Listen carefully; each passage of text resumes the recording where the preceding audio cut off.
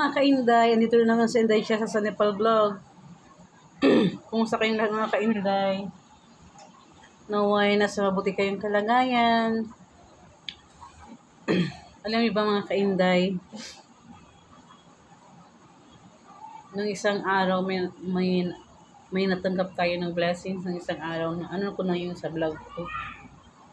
Salamat mo pala kay Ate Esther. Ate, maraming salamat po pala sa tulong mo. Salamat po talaga ate. Malaking tulong na po yun sa amin magnanay. Sigad na lang po ang bahalang magbalik sa iyong kabutihan. Kay Sis Weng, Miss Weng. Maraming salamat Miss Weng. Ikaw yung tulay. Salamat talaga. Ikaw yung kinontak talaga. Ikaw yung ano ni Ate Esther para kayo makontak. Salamat talaga. Salamat Miss Weng. Mga kainday, pasensya na kayo kung hingi talaga ako ng sorry or pasensya. Baka sabihin nyo na naman, bakit para siyang kabuti na minsan nagbablog, minsan hindi nagbablog. Ito kasi yung rason. Kasi minsan pag yung phone ko ba, kailangan ko pang mag-delete mga old videos, yung para ako maka-upload, para ako maka-save ng video, para din ako maka-download ng video. So kailangan ko pa pong mag-delete kasi pag nag-try ako mag-video, nag-memory full na.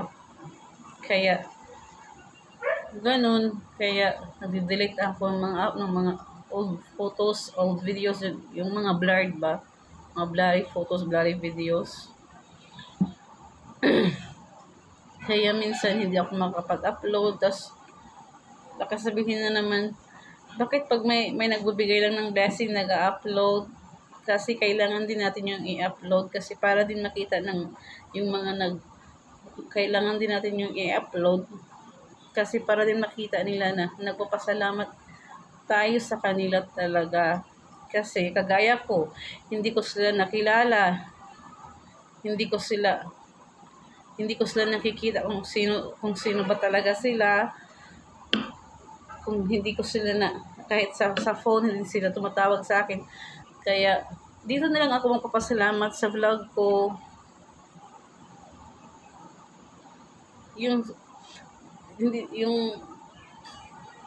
Kaya kahit nandito sa vlog, ipaparating ko yung papasalamat sa kanila, na salamat sa mga tulong na binibigay nila sa amin magnanay. Kaya kailangan ko talagang mag-upload. Tapos mga kainday, kaya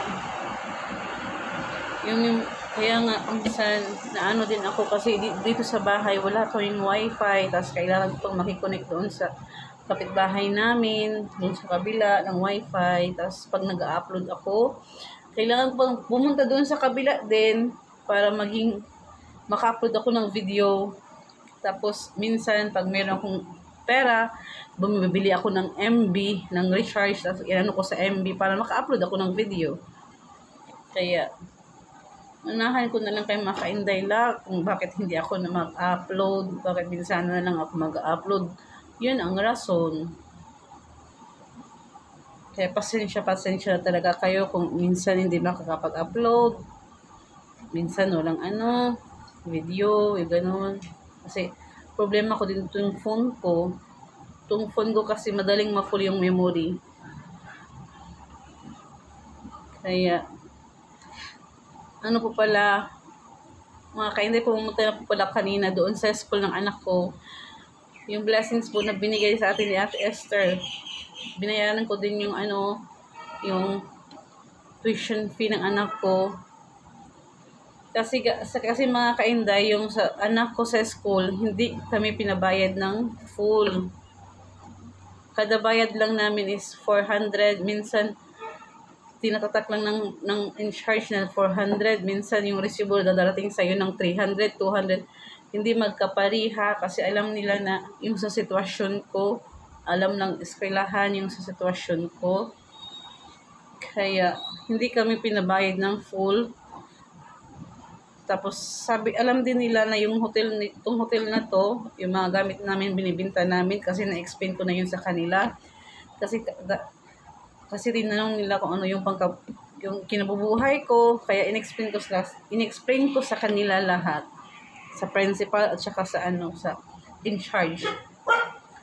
Kaya sabi ng in charge, pag magkaroon ka na ng pag mabayaran na kayo, ikaw na lang bahala kung babayaran kami, kung bibigyan mo kami dito sa eskwelahan, ikaw ang bahala. Basta kami, tumutulong lang kami sa'yo. This year, sabi niya in charge, this year, tutulungan ka namin. Sabi nila, malaking pasalamat ko talaga mga kainday sa eskwelahan, sa school na yun. Mga kainday, gumising na siya mga kainday. Alam niyo ba, pag nagising siya, nag-iyak-iyak. Ayun siya mga kainday yun. Ayun siya mga kainday, gising na, say hi. Hi! Ayun siya mga kainday. Pag nagagalit. Ay mga kainday, maraming salamat po talaga sa mga tulong niyo sa amin, kahit sa views man lang. Sana huwag kayong magsawa sa pag-like, and then pag-views man lang ng aking video. Maraming salamat sa mga sponsor. Salamat po talaga. Maraming salamat. Salamat sa kanilang po ang bahalang balik sa inyo. Kabaitan. Bye for now mga kainday. Bye for now. Gising na siya mga kainday. Hello mga kainday. Good morning sa lahat. Nandito kami ngayon sa labas ng eskwelahan. Nag-aantay na dumating yung principal kasi magbabayad tayo ng ating estudyante. Masana kayo mga kainday. Naway na sa buti kayong kalagayan. Kasama ko yung aking punso. Dito kami sa may tindahan. Mama ng mama, oh. Just only finish your candy. Salamat po pala kay Ate Esther. Ate Esther, maraming salamat. Magbabayad kami ngayon sa tuition ng anak ko. Mama.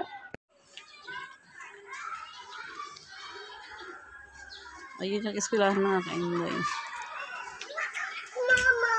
Maraming estudyante doon. Ayun, laanan. No, don't touch anything, no. Nandito yung batang makulit to. Parating hingihin ng candy. Mama, gusto daw yan ng candy. Ayun, mga estudyante. Mga estudyante.